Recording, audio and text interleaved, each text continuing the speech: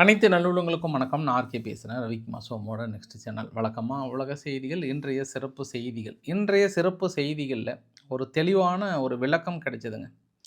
Netanyahu அவர்களோட visit, குறிப்பாக அமெரிக்காவுக்கு போனாங்க இல்லையா, ட்ரம்ப் முன்பு இருந்த நிலைப்பாடு, இப்போ கொஞ்சம் மாறின நிலைப்பாடு, இஸ்ரேல் என்ன கன்வின்ஸ் பண்ணியிருக்காங்க. ஏன்னா முன்பு அமெரிக்கா எடுத்த நிலைப்பாடில் நிறைய மாற்றம் தெரிகிறது அவர் கொடுத்த பேட்டியில். அது இல்லாமல் சுற்றி இருக்கக்கூடிய அரசியல் நிகழ்வுகள், மிக முக்கியமாக ஒரு 2 நபர்கள் சந்திக்கிறாங்க. அந்த சந்திப்பு தான் உலகளாவிய அளவில் ஒரு தாக்கமே. யார் தெரியுங்களா? ஈரானுடைய முன்னாள் பிரின்ஸ் ரேசா பலாவி அவர்களும், உக்ரைனுடைய அதிபர் செலன்ஸ்கி அவர்களும் பேசிக்கிட்டாங்க. ரொம்ப நேரம் பேசிக்கிட்டாங்க. என்ன பேசிக்கிட்டாங்க அப்படி பார்த்துட்டு சுற்றி இருக்கக்கூடிய அரசியல் தகவல்களை அலசி ஆராயலாம். இன்றைக்கி சிறப்பான தகவல்களை நீங்கள் என்ஜாய் பண்ணுற அளவுக்கான தகவல்களை பார்க்க போகிறோம். வாங்க நண்பர்களே, வீடியோக்குள்ளே போகலாம். ஸோ வீடியோக்குள்ளே போகிறதுக்கு முன்பு நீங்கள் ஆர்கே ஃபேமிலியில் ஜாயின் பண்ணலாம். ஜாயின் பண்ணிடுங்க. சிறப்பான தரமான சம்பவம் உங்களுக்கு முடிந்த அளவுக்கு சீக்கிரமாக வந்து சேரும்.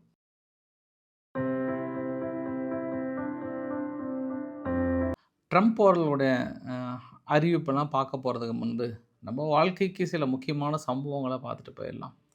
உத்தரப்பிரதேசத்தில் நடந்தது இது. 2 மனைவிகளுக்கிடையே கடுமையான போட்டி. எங்கள் வீட்டுக்கார் என்கிட்ட தான் இருக்கணுன்ற மாதிரி பயங்கரமான ஒரு போட்டி. பஞ்சாயத்துக்கு போயிடுச்சு. ஆலாமரத்தில் சொம்பு தூக்கிட்டு போய் உக்காந்துட்டாங்க. மனுஷன் இப்படி எச்சி துப்பிட்டு ஒரு தீர்ப்பை கொடுக்குறாரு.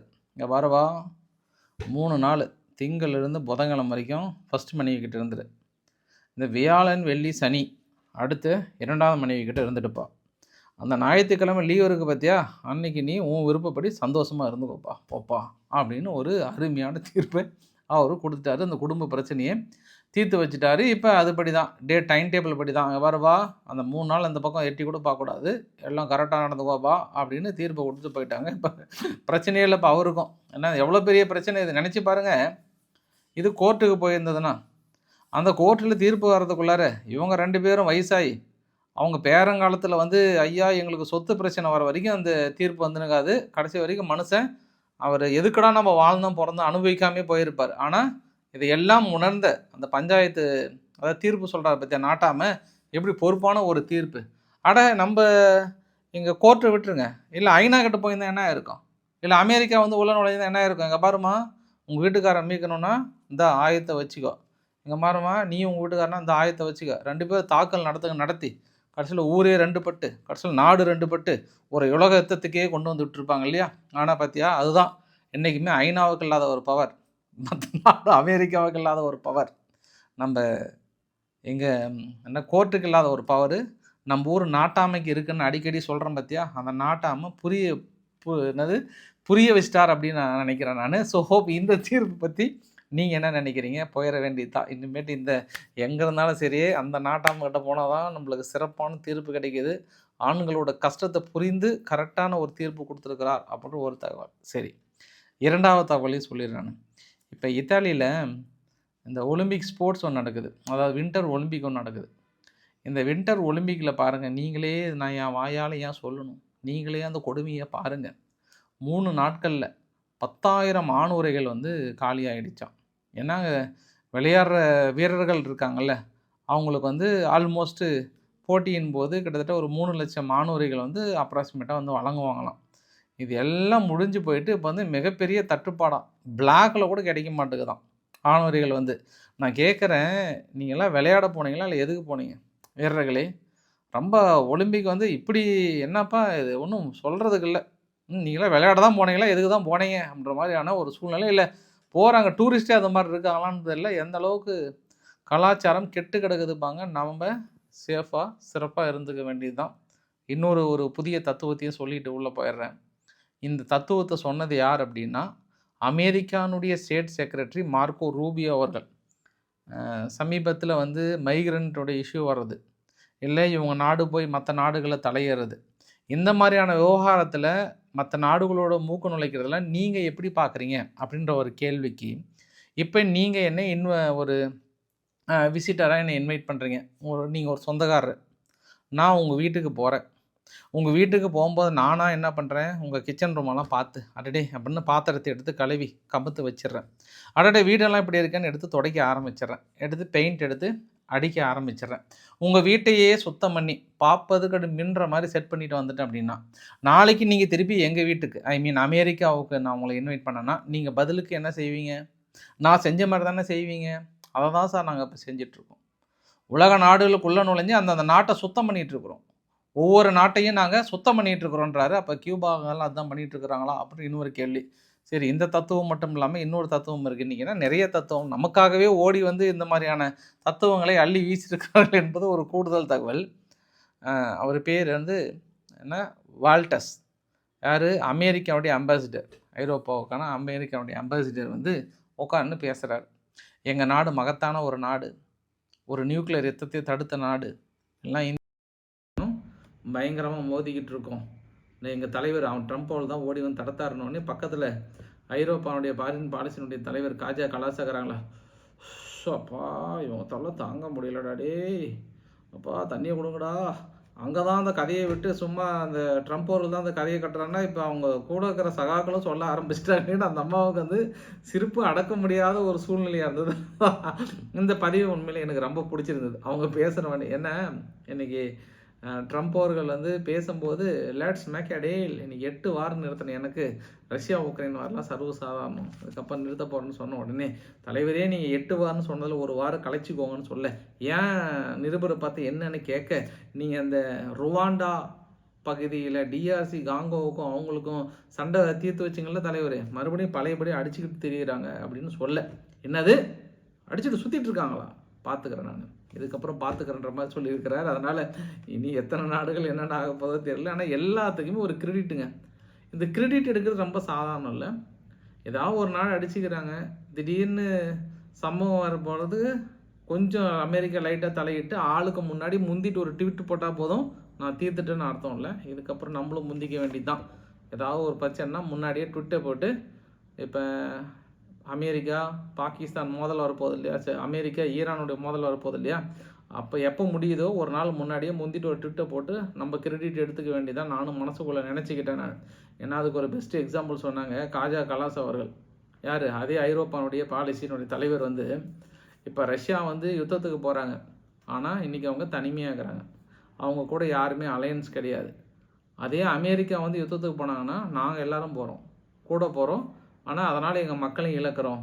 ஆனால் ஒரு ஜங்கிள் அனிமல் கூட கோஆப்ரேட் பண்ணணும், ஈச் அதர், ஒருத்தர் வந்து புரிஞ்சுட்டு ஈச் அதர் கோஆப்ரேட் பண்ணணுன்ருக்கு அப்படின்னு ஒரு வார்த்தையை சொல்கிறார். அப்போ அமெரிக்காவை பார்த்து நம்ம ஜங்கிள் அனிமல்னு சொல்கிறாங்களாம். அதாவது ஒரு மிருகங்களுக்கு கூட ஒத்துழைச்சி அனுசரித்து ஒருத்தருக்கு ஒருத்தர் வந்து இப்படி போகணும்னு தோணுது அப்படின்னு ஒரு வார்த்தையை திடீர்னு ஏன் அந்த அம்மா அப்படி ஒரு வார்த்தையை சொன்னாங்க? இல்லை நேரடியாக அமெரிக்காவை பார்த்து நாய்களேன்னு சொல்ல வராங்களா? இது கொஞ்சம் அமெரிக்காவை கொஞ்சம் பார்த்து கேட்டாங்கன்னா என்னன்னு தெரியல.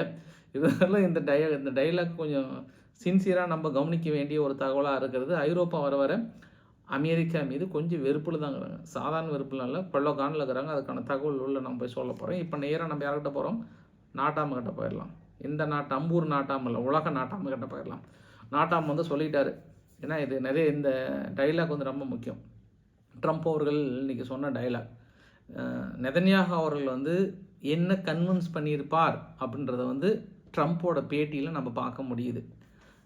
இனி ஈரானுக்குள்ளார ரிஜிம் சேஞ்சு தான் பெஸ்ட் ஆப்ஷன், வேறு ஆப்ஷனே கிடையாது.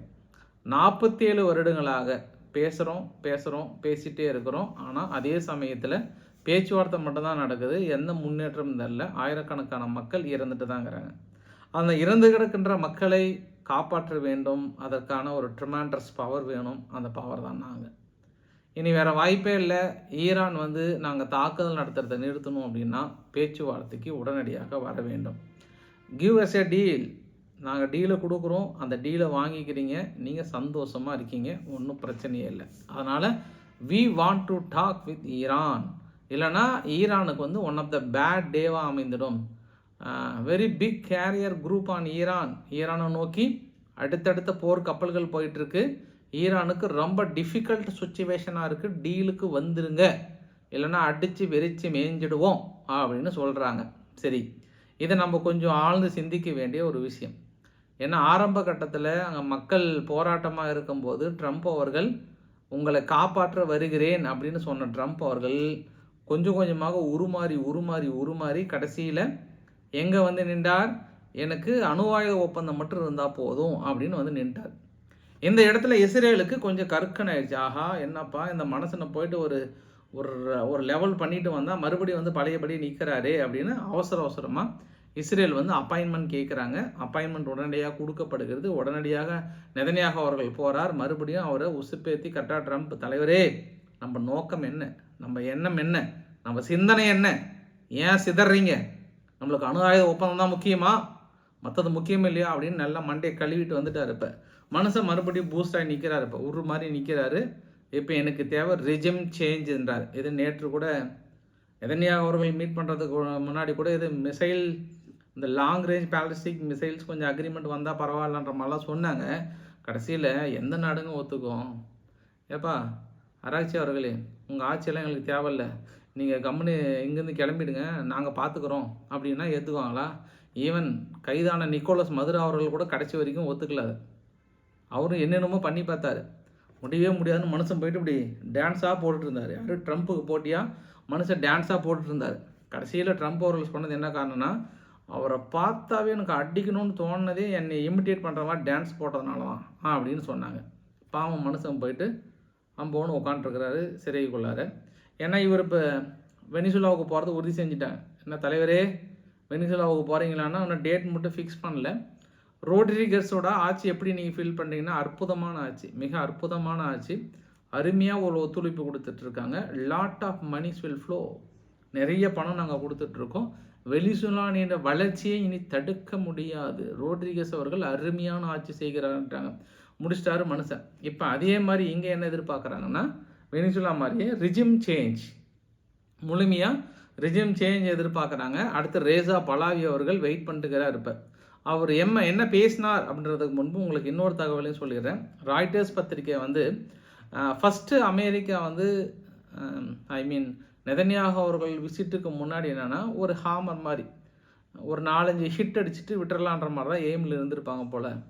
அதுவும் குறிப்பாக அவங்களுடைய நியூக்ளியர் ஃபெசிலிட்டிஸ்லாம் வந்து அப்படியே இருக்குது, முன்ன அடிச்சது பெருசாக இதாகலன்ற எய்மில் தான் இருந்தாங்க போல்.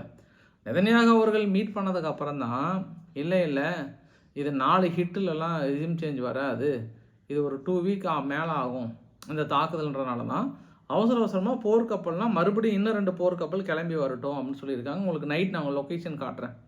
ஒவ்வொரு போர்க்கப்பலும் எந்தெந்த இடத்துல லொக்கேஷன் இருக்குது, எவ்வளோ நகர்ந்துருக்கு, எவ்வளோ சீக்கிரம் அது போய் பக்கத்தில் சேர போகிறாங்கன்ற லொக்கேஷனை காட்டுறேன் நான். அதனால தான் அடுத்த போர்க்கப்பலையும் வர வைக்கிறாங்க. ஒரு போர்க்கப்பல்னாவே அது மேபி இவங்க லிமிட்டட் தாக்குதல். வழக்கமாக அமெரிக்கா இது மாதிரி நிறைய டயலாக் விடுவாங்க, டோன்ட் டூ இட்டுன்னுவாங்க. கடைசியில் எமினி மீது 2 தாக்கல் நடத்திட்டு வெற்றி மாபெரும் வெற்றின்னு அவங்க பாட்டு கேக்கை ஊட்டி கொண்டாடிக்கிட்டாங்க, அவங்க பாட்டுக்கு போயிட்டாங்க. அதுக்கப்புறம் இடையில் ஓமன் ஓடி வந்து பேச்சுவார்த்தை நடத்தினாங்க. கத்தார் ஓடி வந்து பேச்சுவார்த்தை நடத்தி சவுதிகள்கிட்ட ஏன்பா நீங்கள் பெரிய அண்ணங்கிட்ட போய் மேதறீங்க, வேறு ஏதாவது பண்ணுங்கன்னு சொல்லிட்டு கடைசியில் அவங்க என்ன டீல் வச்சாங்கன்னா, அமெரிக்கா கப்பலை மட்டும் நாங்கள் அடிக்கிறதுலாம் டீல் வச்சுக்கிட்டாங்க. அதனால் இப்போ கிட்டத்தட்ட ஓகே ஆகிடுச்சு. நாளைக்கு இங்கேயும் இதே மாதிரி பண்ணிடலாமா, ஒரு சூழ்ச்சி வேலை செஞ்சிடலாமா, நம்ம வெற்றி கொண்டாடிடலாமான்ற பிளானில் இருந்துருப்பாராட்டுக்குது. கடைசியில் அவர் போயிட்டு நெதன்யாகு அவர்கள் மாற்றிட்டார். அது இல்லாமல் இன்றைக்கி அமெரிக்காவுடைய முக்கிய நபர்கள் என்ன பேசுகிறாங்கன்னா, எங்களுக்கு ஈரானில் இருக்கக்கூடிய எண்ணெய் வளங்கள் எங்களுக்கு அடுத்த ஒரு அஸ்திவாரமாக, வெனிசுலாவுக்கு அப்புறம் ஈரானை கண்டிப்பாக நாங்கள் கைப்பற்றுறதுக்கப்புறம் பெரிய அளவுக்கு டெவலப் ஆக போடுற ஒரு டைலாக். அப்போ எதுக்காக உள்ளே வராங்க, அங்கே இருக்கக்கூடிய வளங்களை என்ன பண்ண போகிறாங்க அப்படின்றது நம்ம தெளிவாக தெரிந்து கொள்ள முடிகிறது. பட் இது வந்து கண்டிப்பாக 2 வாரங்கள் ஆகுன்ற மாதிரி சொல்கிறாங்க. இப்போ ரேசா பலாவி அவர்கள்கிட்ட வரலாம். அவர் முனி செக்யூரிட்டி கான்ஃபரன்ஸ் மீட்டில் போய் கலந்துக்கிறார் ஐரோப்பாவில். அப்போ இந்த பக்கம் ஐரோப்பாவின் இரட்சகர் யாருங்க, அதை நான் சொல்லவே தேவையில்லை, அவர் இருக்கிறார். ஐரோப்பாவின் இரட்சகரும் ஈரானுக்கான அடுத்த தலைவராக அனௌன்ஸ் பண்ணியிருக்கிற அமெரிக்கா அனௌன்ஸ் பண்ணுற ரேசா பலாவி அவர்களும் பேசிக்கிறாங்க. 2 பேர்த்துக்கும் ஒரு பொதுவான எனிமி. உனக்கு எனிமி ரஷ்யான்னா எனக்கு எனிமி ஈரான் ரஷ்யாவுக்கு உதவி பண்ணுது அப்படின்னா நீ எனக்கு உதவி பண்ணுற, நான் உனக்கு உதவி பண்ணுறேன், கண்டிப்பாக நீங்கள் ஆட்சி பிடிச்சி தான் தீருவீங்க, ஏன்னா நாங்கள் ஈரான் மீது ஒரு கண்ணு வச்சிட்டோம் அப்படின்னு யார் சொல்கிறது, ஜெலன்ஸ்கி சொல்கிறார். அது இல்லாமல் ரேசா பலாவி அவர்கள் அங்கே ஈரானில் இருக்கக்கூடிய மக்கள் ஃபைட் பண்ணி ஸ்ட்ரீட்டில் வந்து போராடி ரொம்ப சோர்ந்து போயிருக்கிறாங்க. யாராவது ஒரு ரட்சகர் நம்மளை காப்பாற்ற மாட்டார்களா அப்படின்ற ஒரு ஏக்கத்தில் இருக்காங்க. மனிதாபான அடிப்படையில் இருக்கக்கூடிய உதவிகள் அந்த அப்பாவி மக்களுக்கு ஒரு சிறு உதவி கிடைத்து விடாதா என்ற ஏக்கத்தில் இருக்கிறார்கள். அவர்களுக்கு உதவுவதற்காக தான் காத்து கொண்டிருக்கிறேன். ஆனால் சிலர் நினைப்பார்கள், நான் பதவி வெறி பிடித்தவன், ஏதோ பதவி மோகத்தில் அலைகிறேன் என்று கூட நினைப்பார்கள். எனக்கு பதவி வெறி முக்கியம் அல்ல, எனக்கு பதவி முக்கியம் அல்ல. ஒரு மீடியேட்டராக, ஒரு தொண்டனாக அந்த மக்களுக்கு உதவி செய்ய வேண்டும் என்ற எண்ணத்தில் அமெரிக்காவுக்கும் அங்கே இருக்கக்கூடிய மக்களுக்கு ஒரு பாலமாக இருக்க விரும்புகிறேன். அந்த மக்களுக்கு ஒரு சுதந்திர காற்றை சுவாசிக்க வேண்டும். ஈரான் மக்களை அதை அனுபவிக்க வேண்டும். போதும், 47 வருடங்களாக நீங்கள் அனுபவித்த அத்தனை கொடுமைகளும் போதும். நான் வரேன், கண்டிப்பாக வந்து உங்களுக்கு கொடுக்க தான் போகிறேன்றார். பின்னாடி திரும்பி பார்த்தா ட்ரம்ப்புக்கிற தைரியத்தில் பேசுகிறாரு.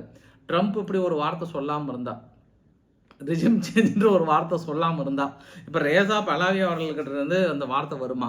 எனக்கு அதிகாரம் வேண்டாம், எனக்கு பதவி வேண்டாம், எனக்கு எதுவும் வேண்டாம், அந்த மக்களின் வாழ்க்கை முன்னேற்றத்திற்கான ஒரு இணைப்பு பாலமாக இருந்தால் போதுமே அப்படின்ற ஒரு டைலாக் வருமா? இந்த டைலாக் எல்லாம் இப்போ எலெக்ஷன் வரப்போகுது இல்லையா, அது ரொம்ப யூஸ் ஆகுங்க, ரொம்ப யூஸ் ஆகும். இப்போ நான் உங்களுக்காக எதற்காக 24 மணி நேரம் உங்களுக்கு அடிமையாக இருக்க எனக்கு ஓட்டு போடுங்கள்னு வாங்க. யாருக்கு இப்போ எம்எல்ஏ எலெக்ஷனுக்கு வரவங்கலாம், நீங்கள் அழைத்தால் போதும், இதோ என் செல் நம்பர், 24 மணி நேரம் உங்கள் வீட்டு காலடியில் கிடக்கிறேன், ஓட்டு போடுங்கள் அப்படின்வாங்க. அதுக்கப்புறம் எலெக்ஷன் முடிஞ்சதுக்கப்புறம் எம்எல்ஏ வருவார் 5 வருஷம் கழிச்சு, நீங்கள் தான் ஐயா ஏதாவது உதவி செய்யுங்கள் ஐயா, நம்ம வீடியோ நிறைய பார்க்க முடியுதில்ல, எங்கள் ஏரியாவுக்கு வரல உங்கள் ஏரியாவுக்கு வரலன்னு. இந்த மாதிரி டைலாக்கெல்லாம் உலக தலைவர்களுக்கும் அதே தான், எந்த மேட்சும் கிடையாது, எந்த டிஃப்ரென்ஸும் கிடையாது, ரொம்ப சேம் தான் அப்படின்னு நினச்சிட்டு இப்போ ரேசா பலாவி அவர்களோட ஸ்பீச்சுக்கு அப்புறம் அந்த முனி செக்யூரிட்டி கான்ஃபரன்ஸுக்கு அப்புறம் ஓமன் வந்து மீடியேட் பண்ணுறாங்க. முத்தரப்பு பேச்சுவார்த்தை நடக்குது ரஷ்யா உக்ரைனுக்கு. அடுத்த பேச்சுவார்த்தை என்னென்னா ஈரானுக்கும் இந்த பக்கம் அமெரிக்காவுக்கும் நடக்குது. ஆனால் இந்த டைம் ஓமன் வந்து ஈரான் சார்பாக உட்காந்து கேட்டுட்டு இவங்க போயிட்டு ஓமன் கிட்ட ஈரான் கிட்ட பேச போகிறாங்க. ஏய் பெரியண்ணா ரொம்ப கோவத்தில் இருக்கிறாரு, ஏதாவது ஒன்று பாருங்க பண்ண, அவங்க பார்க்குற மனநிலையே இல்லை. இப்போ அவங்க ஈரான் வந்து ரொம்ப தெளிவாக இருக்கிறாங்க. பார்க்கலாம் அடுத்து என்ன நிகழ்வு நடப்போகிறதுன்ட்டு. அடுத்து நம்ம ஜெலன்ஸ்கி விவகாரத்துக்கு போயிடலாம். ஜெலன்ஸ்கி ஒரு அற்புதமான தத்துவத்தை சொல்லியிருக்கிறார். இந்த தத்துவத்தை நான் ஆரம்பத்திலே உங்ககிட்ட சொல்லணும்னு நினச்சேன், இருந்தாலும் அப்பப்போ நம்மளுக்கு தேவை, இடையில நம்மளுக்கு தேவைப்படுதுன்றதுனால. இப்போ புடினுக்கு வயசு என்னங்க, 80 வயசு பக்கம் இருக்குமா, 75-80 இருக்குமா? என் வயசு என்ன, ஒரு 27 இருக்குமா? என் வயசு இல்லைங்க, என் வயசு இல்லை, ஜெலன்ஸ்கி சொல்கிறேன். சரி ஒரு 40-45 கூட வச்சுக்கோங்க. எனக்கு இன்னும் வயசு இருக்குது. நான் இன்னும் எப்போனாலும் அங்கே தீர்த்துக்கு போகிறேன். அதை எழுதி நினைவில் வைத்து கொள்ளட்டும் புடின் அவர்கள். புடின் அப்புறம் போயிட்டாருன்னா அடுத்து நான் தான் அங்கே கிங்கு அப்படின்றாரு. ஏதோ அந்த நாட்டையே போயிட்டு ஆள்ற மாதிரி. ஏன் புடின் போயிட்டு அதை விட ஒஸ்டான தலைவர் வந்துட்டு என்ன பண்ணுவீங்க? அடுத்து மெத்வதேவா இருக்கிறாரு. மெத்வதேவா இருந்திருந்தால் இந்நேரம் 2 அணுகுண்டே போட்டிருப்பாரு. ஏதோ புடின் இருக்கிற வேலையில் என்ன பண்ணுறாரு, அணுகுண்டு போடாமல் அமைதியாக வைத்திருக்கிறார். ஏதோ கொஞ்சம் மனுஷன் கொஞ்சம் மெச்சூரிட்டியாக இருக்கிறாரு, வேண்டான்னு விட்டு வைக்கிறாரு. இந்நேரம் என்னன்னாலும் சரி, ஃபஸ்ட்டு இந்த ஒரு சில இடத்துலலாம் பேச்சுவார்த்தைக்கு போகும்போது ஃபஸ்ட்டு 2 அடி அடிச்சிடுற அப்புறம் பேச்சுவார்த்தை பண்ணிக்கலாம்னுவாங்கல்ல, அந்த மாதிரி இவர் ஃபஸ்ட்டு அடிச்சிரு அதுக்கப்புறம் பேச்சுவார்த்தை பேசிக்கலான்ற ஆள் அவர். இதை விட மோசமான ஆள் வருவார்னு ஜெலன்ஸ்கி உணர்வாரான்னு எனக்கு தெரியல. அது எப்போவுமே எல்லாரும் நினைக்கலாம், ஆஹா இவர் போனால் ஒரு விடிவு காலம் வருமா அப்படின்னா, இவர் போனால் அதை விட ஒஸ்டான ஆளும் வருவாங்கன்றது ஒரு காலத்தின் அது எழுதி வைக்கப்பட்ட ஒரு விதி அப்படின்னு கூட சொல்ல முடியும். நம்ம இல்லை ஒரு வேளை ரொம்ப சாஃப்ட்டு கார்னராக, வாப்பா ஜெலன்ஸ்கி வாப்பா எங்கள் நாட்டில் ஏதாவது பிரச்சனை இருந்தால் தீர்த்து கொடுப்பான்னு கேட்குற அளவுக்கு ரெடியாக வாங்கலான்னு இவர் நினச்சிட்டு இருக்கிறாரு. இன்னொரு விஷயத்தையும் சொல்கிறாரு, இப்போ நான் பாருங்கள் சுதந்திரமாக வரேன், உங்ககிட்ட பேசிகிட்டு இருக்கேன், கை கொடுத்துட்ருக்கேன், அடுத்தடுத்து பேச்சுவார்த்தை போயிட்டுருக்கு, டைம் இல்லை எனக்கு, இங்கே உங்களை மீட் பண்ணுற டைம் இல்லை. ஆனால் அவருக்கு வீட்டை விட்டு வெளியே வர டைம் இல்லை, அங்கேயே முடங்கி இருக்கிறார். காரணம் இதை வைத்தே புரிந்து கொள்ளலாம் யார் தவறு செய்கிறார்கள் என்று, யார் தீவிரவாத தாக்கலை மேற்கொள்கிறார்கள் என்று. அவருடைய அப்படியே உள்ளே கூணி குறிகிற அளவுக்கு நான் செயல்பட்டு வச்சிருக்கிறேன்ற மாதிரி சொல்கிறாரு. சரி ரைட்டு தான், தத்துவம்லாம் பலமாக தான் இருக்குதுன்னு சொல்லிவிட்டு அடுத்து ஒரு மீட்டு ஐரோப்பாவுடைய தலைவர்லாம் அடுத்து பாக்கெட் மணி வேணுமா என்ன, அங்கே எனர்ஜி செக்டர்லாம் பெரிய அளவுக்கு அடியாகிட்டு இருக்கு இல்லையா, அது மறுபடியும் கட்டம் மீக்கணுமா இல்லையா. அதனால் எல்லா தலைவர்களையும் அப்போ அட்டன் பண்ணிவிட்டு பேசிவிட்டு கொஞ்சம் சீக்கிரமாக எனக்கு செக்யூரிட்டி கேரண்டி கொடுத்தீங்கன்னா அமைதி பேச்சுவார்த்தைக்கு போயிடலாம். நீங்கள் கொடுக்குற செக்யூரிட்டி கேரண்டி பொறுத்து தான் உங்கள் நாடு காப்பாற்றப்படும். ஓரளவுக்கு தான் நான் உங்கள் நாட்டை காப்பாற்றிட்டு இருப்பேன். அதுக்கு மேலே என்னால் காப்பாற்ற முடியாது. அதையும் மீறி காப்பாற்றணும் அப்படின்னா நீங்கள் சீக்கிரமாக செக்யூரிட்டி கேரண்டி கொடுங்க. உங்களுக்கு ஒரு பெஸ்ட் எக்ஸாம்பிள் சொல்கிறேன். எங்கள் வீரர் பேசுவார் அப்படின்ட்டு ஒரு சோல்ஜர்ஸை கூப்பிட்டு வந்தார். அந்த சோல்ஜர்ஸ் சொல்லிட்டாரு இந்த செக்யூரிட்டி கான்ஃபரன்ஸில், சேஞ்ச் ஆர் டை, இந்த 2 தாரக மந்திரம் தான் யுத்த காலத்தில் இருக்குமா. ஸ்லோகனே அதுதானா, மாற்றமா இறப்பா, இது 2 மட்டும்தான். இதுதான் ரியாலிட்டியும் கொடுவான். ஏன்னா எதிரிகள் டே டு டே வந்து திடீர்னு பிளான் வந்து சேஞ்ச் பண்ணிகிட்டே இருப்பாங்களாம். அந்த மாற்றத்துக்கு நம்ம உட்பட்டுகிட்டே இருக்கணுமா. இந்த சேஞ்ச் மட்டும் இல்லை, அடிஷ்னல் டெக்னாலஜியாக இருக்கட்டும். ஆரம்ப கட்டத்தில் அந்த பீரிங்கை கொண்டு வச்சு சுடுறதுலேருந்து, அடுத்து ட்ரோன் டெக்னாலஜிலேருந்து, ட்ரோன்லேருந்து ஆர்டிஃபிஷியல் இன்டெலிஜென்ஸ் போகிறதுலேருந்து, அடுத்து ஒரு 300 கிலோமீட்டர் தாக்கல் நடத்துறதுலேருந்து, இது எல்லாமே மாற்றம் ஒன்றே மாறாதது. ஸோ மாறிக்கொண்டே இருப்பதும் அடுத்த டெக்னாலஜிக்கு மாறுவதும் தான் ஒரு நாட்டோட சிறந்த வளர்ச்சிக்கான காரணம். So change is the best option. இல்லைனா இறப்பு தான் அங்கே வரும். அந்த அளவுக்கு நாங்கள் அனுபவிச்சுட்ருக்கோம். இல்லைனா நம்மளை போட்டுருவாங்கன்ற மாதிரி வந்து சொல்ல, இதையெல்லாம் கேட்டவுடனே தான் ஐரோப்பா ரைட் நம்மளை மாற்றுறதுக்கு தயாராகிடலாம், நம்ம ரட்சகருக்கு ஒரு பாதுகாப்பு கொடுத்து விடலாம் அப்படின்ட்டு ஒரு முடிவுக்கு வந்திருக்கும் போது தான் ட்ரம்ப் அவர்கள் ஒரு குண்டை தூக்கி போகிறார். இன்னைக்கு ஜெலன்ஸ்கி இந்த சம்மருக்குள்ளார எலெக்ஷன் எதிர்பார்க்குறீங்களா அப்படின்னு கேட்குறாரு.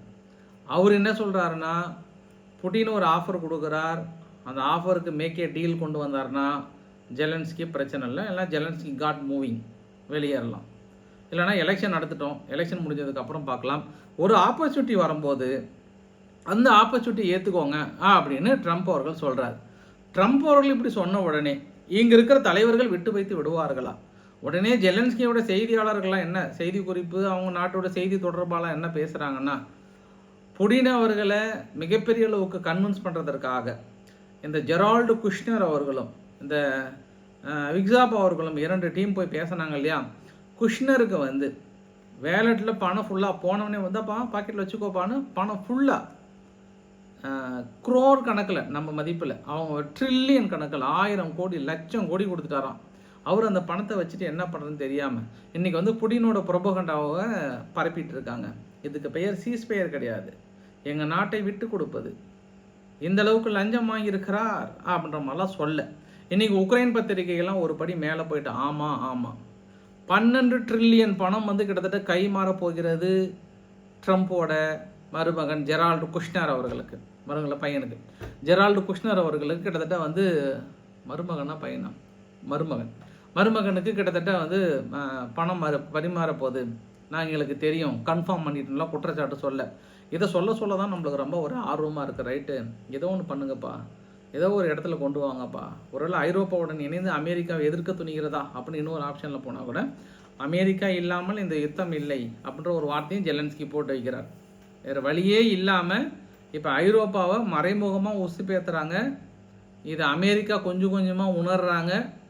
ஜெலன்ஸ்கி பவரில் இருக்கிற வரைக்கும் தான் அந்த வேலையெல்லாம் பண்ணுறாரு. ஏன்னா சமீப காலமாக முனிஸ் கான்ஃபரன்ஸோட ஸ்பீச்சில் இருந்து ஐரோப்பா தலைவரோட ஸ்பீச் எல்லாமே அப்படி தான் இருக்குது.